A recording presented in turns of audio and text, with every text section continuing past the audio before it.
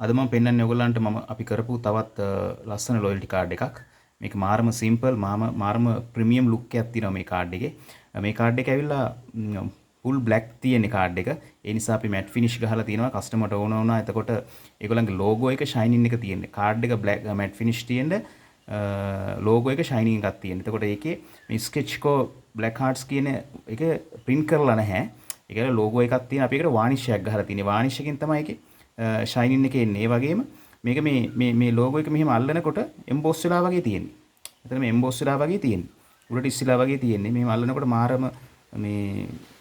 මාරම ලස්සනට තියෙනවා කාඩ් එක. මේ මාර රිච් ලුක් එකක් තියෙනවා. මාර මේ ප්‍රීමියම් ලුක් එකක් තියෙනවා කාඩ් එකේ. මේ ලොකු ෂයිනින් එකක්. හොඳ ලස්සන ෂයිනින් එකක් එනවා මෙහෙම කාඩ් එක ස්ලාන්ට් කරනකොට.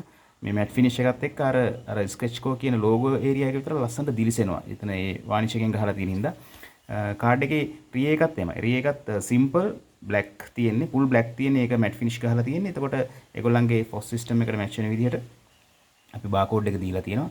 කාඩ් එකේ thickness එක ඇවිල්ලා 0.76 මිලිමීටර්ස් හොඳට හයි එකට තියෙනවා. ඉතින් කාඩ් එක මාර සිම්පල් ඒ වුණාට මාර ප්‍රීමියම් ලුක් එකක් තියෙනවා කාඩ් එකේ.